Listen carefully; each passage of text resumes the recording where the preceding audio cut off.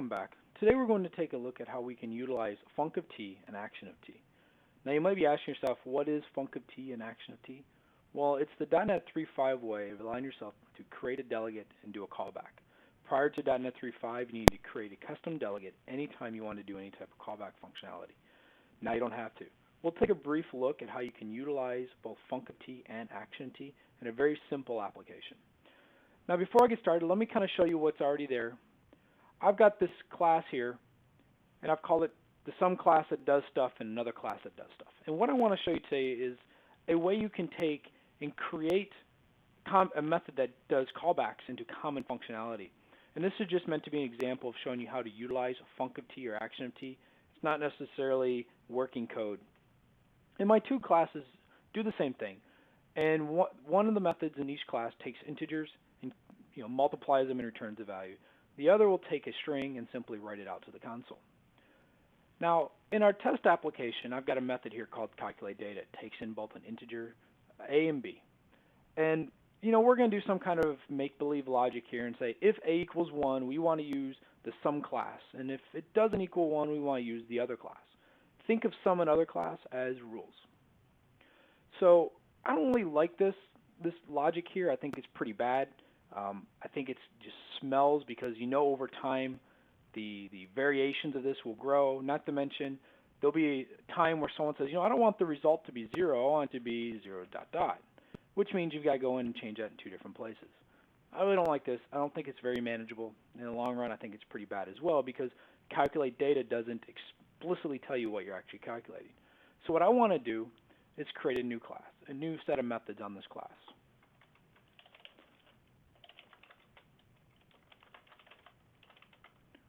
And we'll just, for simplicity's sake, call this one calculateData way1.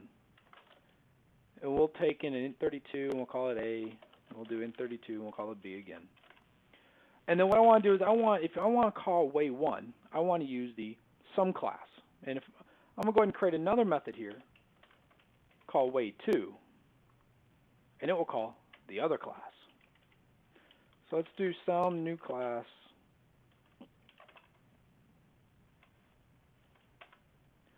And what I want to do here is I'm going to sit there and say, stuff that, take two numbers and return it, A and B.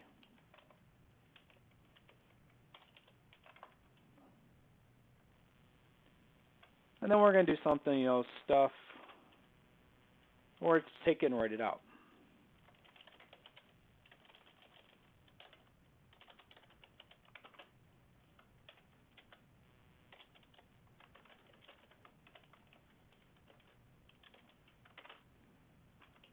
Now, all I've done at this point is I've created two methods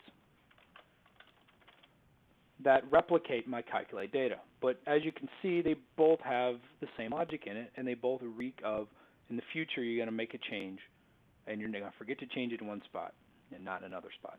So what I want to do is actually want to create a little helper method that will do all my actual logic, but I want to have it so that the helper method doesn't really know what object it's doing the logic on. So let's go ahead and do this, and I'm going to call this the old school way.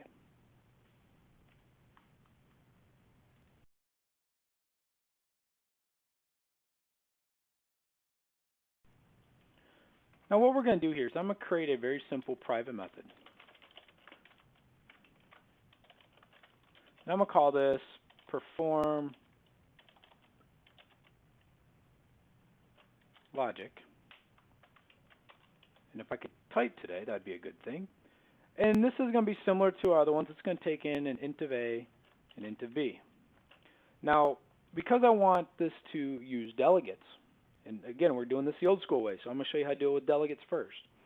I actually need to modify this so I can pass in the delegates so that my objects can have my callbacks on it. Now, I don't want to go ahead and type the delegates in, so I'm going to copy and paste these in. And I've got two delegates here. One called method takes string with no return handler, and one method takes ints and returns handler. These are standard, straightforward delegates. If you're not familiar with creating a delegate, go out to MSDN or take a Google, trip out down Google Lane, and you can figure that out in a few seconds. So what I want to do is I want to say, I'm going to pass these in. And we'll call this our calc handler. And then I'm going to pass in method takes string. And we'll call this our right handler. And we still take A and B. Now what I can do is I can take this logic here, move it down to here, and I can say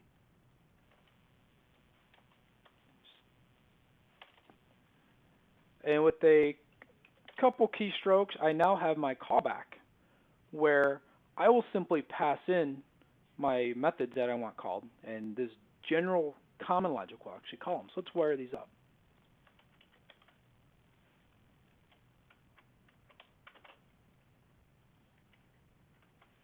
So what we need to do here is do stuff, and then we're going to call this, we're going to provide take two numbers and return result, do stuff,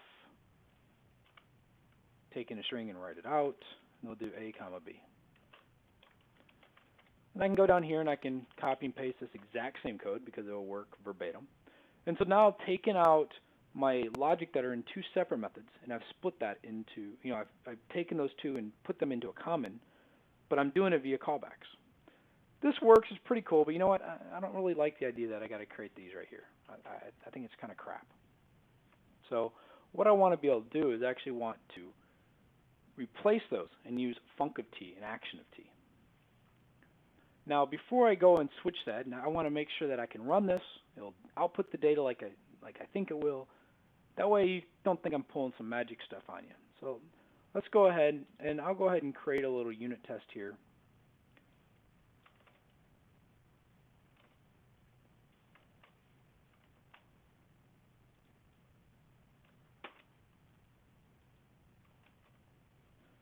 So I got my unit test here, and I'm going to call this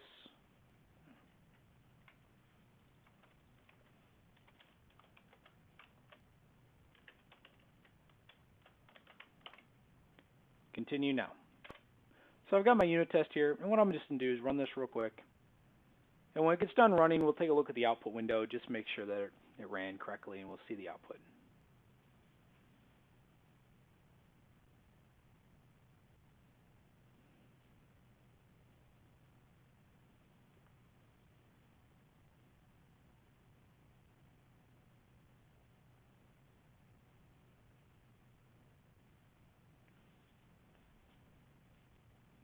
Now that my test is done, let's take a look at my output window, and you can see that it says write this out and it's 2, and write this out it's 4. Nothing major, nothing special. So now you know what it outputs doing it the old school way. Let's take it up a notch and let's learn how to utilize Func and ActionT. Let's comment those out. We don't want those anymore. Let's comment this out. We don't want that anymore. You'll notice I'm leaving this here and this here. Why? Because I'm going to show you that you can use Action and Func and replace your existing delegates, and it won't affect anything. So I'm going to create my method again called perform logic. Now here, instead of using my custom delegate, I'm going to say Func, and I'm going to make it int32, int32, int32. And we'll call this our calc handler. And I'll circle back on these in a second, so hold on real quick. Let's do action, and we'll call this a string. Call this our right handler. And we'll do int32A, int32B. Now, in fact, I'm going to come down here and steal the guts of this because it's exactly the same. Now, let's take a look at the Func and actions that I created. So Func keyword, and it takes in 3 things: int1, int2, and the result. Now, if I look at the IntelliSense on this, you'll see that I'm using the T1, T2, T result overload of Func. And what this is saying is T1 correlates to the first parameter in the method you want to call. T2 is the second method or parameter in the method you want to call. And T result is the result from the method. Now, of course, I'm using integers here. You could use integers, doubles, custom objects, whatever you want. Now on the action handler, there is no overload that returns value. It's just T of 1, T of 2, T of 3. And I'm using T of 1 here, and string is what's being passed in as my first parameter of my method. Now, what I was able to do by using Func and Action is get rid of these custom delegates, kind of shorten it up just a little bit, but I've been able to keep my logic 100% the same. Let's go over my test harness and verify that.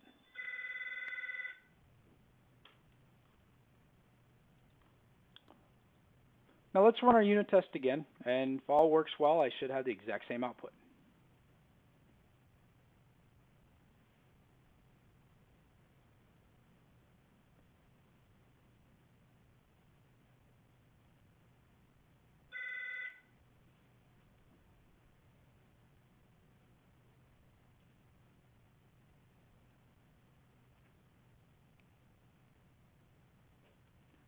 Now that my test is completed, I can take a look down here at my output, and sure enough, write this out 2 and write this out 4.